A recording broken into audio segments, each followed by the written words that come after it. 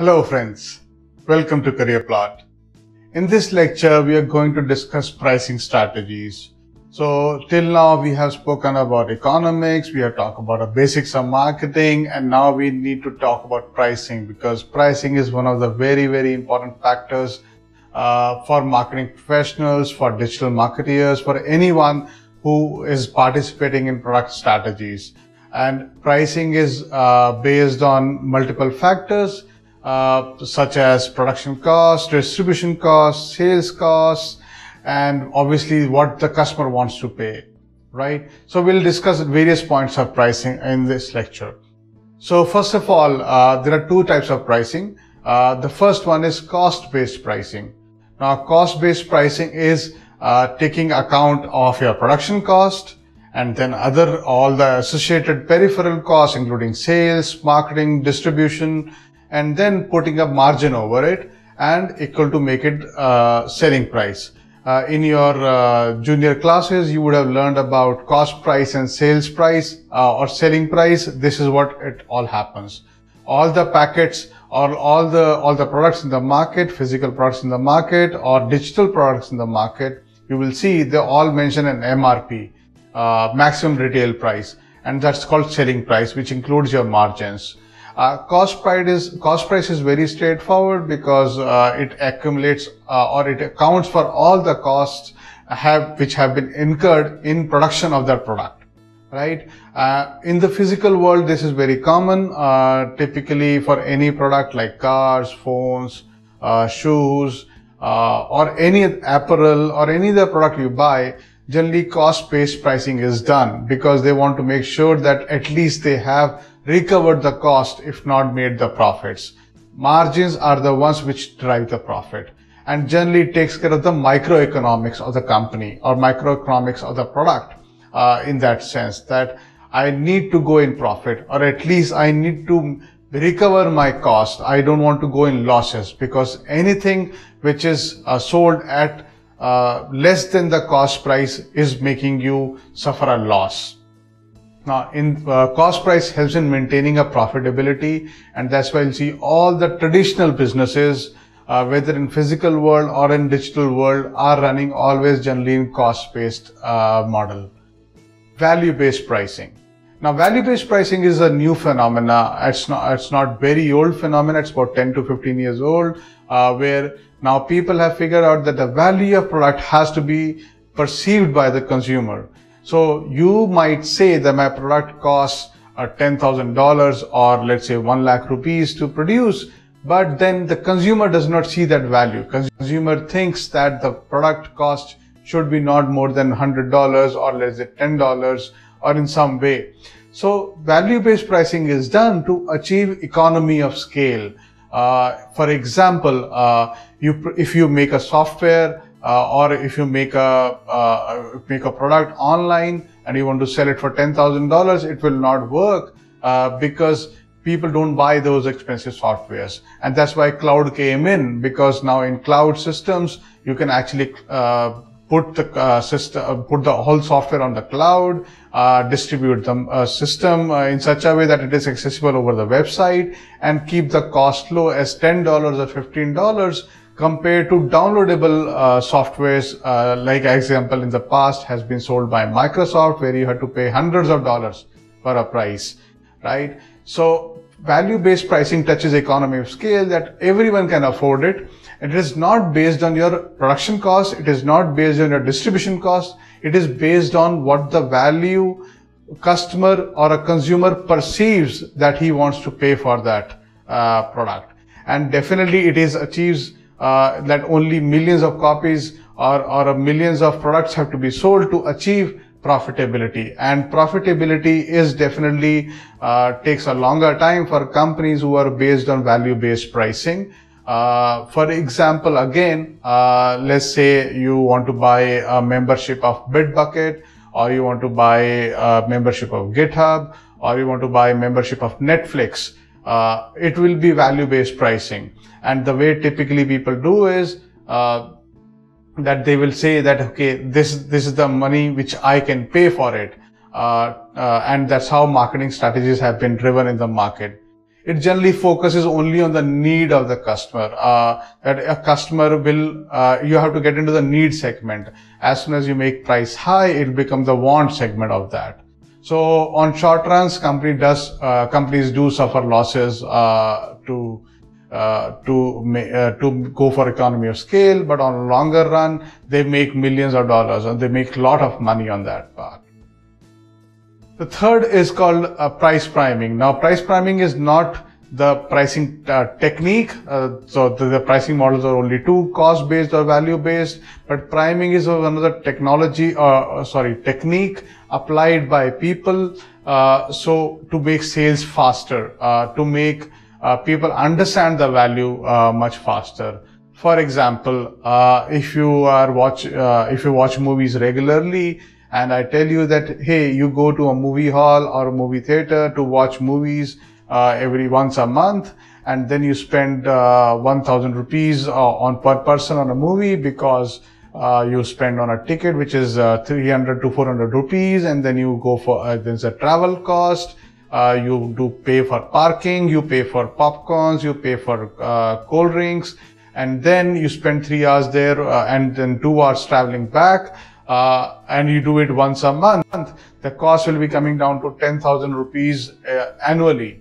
Versus if I give you the Netflix membership for 1,000 rupees annually or 1,000 rupees per month. Also, in that membership per month, you will be able to see more than one movie, maybe 5 movies or 10 movies in HD quality, sitting at your home in your comfort, where you can play or pause movie anytime without advertisements, and you don't spend any extra money, and you save a lot of time on traffic. Now it becomes a very value-oriented system, but what I have done is I have primed you with the analogy, right? So I gave you information about how it costs in the market versus how it costs according to my product, right? So I primed you with the pricing, I primed you with the information. Priming is a technique to enable consumers to make decisions faster. Now, it's a technique to enable consumers with a lot of information which they would have searched on their own, or otherwise they would have considered it wrongly.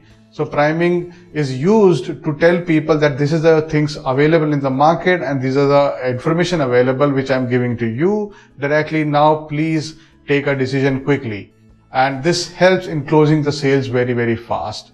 And definitely it helps in recall factor of the product, because now people can remember all the comparisons. So let's say if I don't buy Netflix subscription, but I go for some other subscription, or if I buy a movie rental or a DVD rental, I will still consider Netflix product. Whether DVD rental is 50 rupees per month or 100 rupees per month, and how much I'm spending on that in the ways of time spent, and the ways of money spent. So priming is very, very helpful in actually deciding, in helping the consumer decide its own mind to buy a product or not. Now, there are various pricing techniques in the market. These are techniques which are good or which are bad. It is perceptional, but typically used in the market for making consumers buy the product. One of the things has been used in the market is called predatory pricing.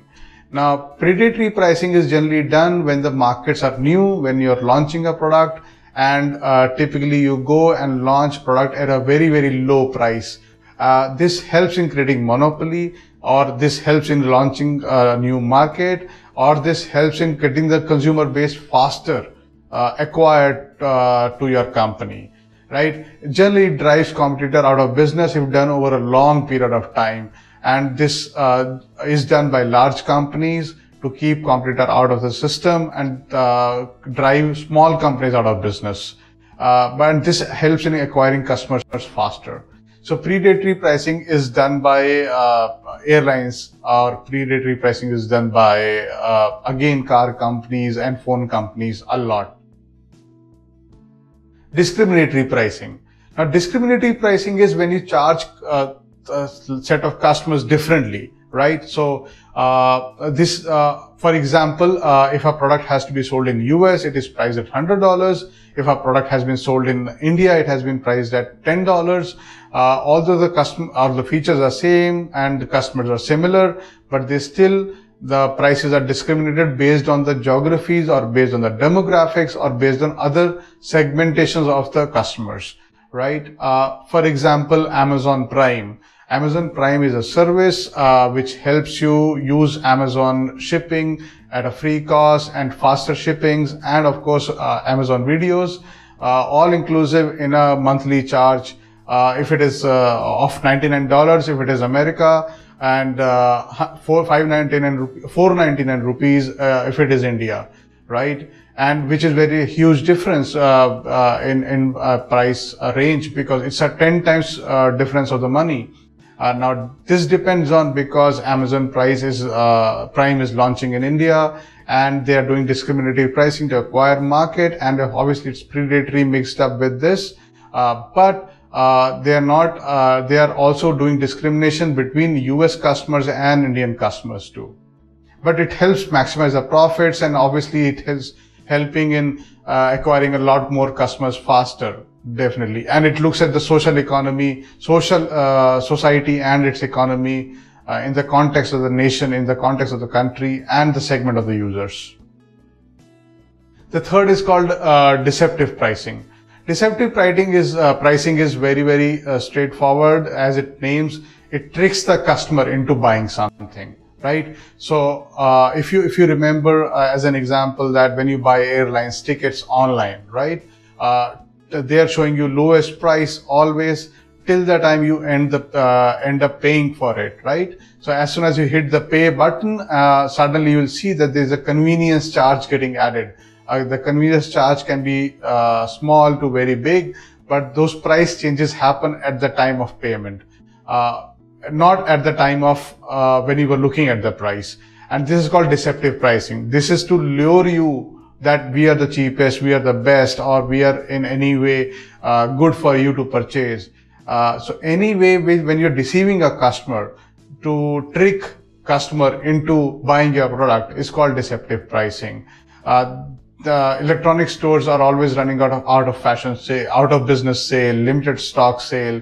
You'll always find that the product always is there in the store, but they always say it's the last copy left, and this is how they sell it, right? Or they promise too many things for the product to work, right? That product will do this, 10 features, but actually does only 3, or for less durations. And this all consider under deceptive pricing.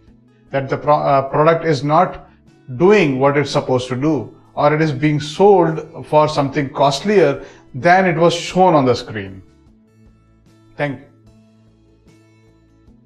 Price fixing. Now, price fixing happens in local businesses or small businesses. It is not a phenomenon of large companies or organizations, but typically price fixing is done in local markets to make sure that everyone is selling at the minimum price to the customer, and not undercutting anyone else as a competitor.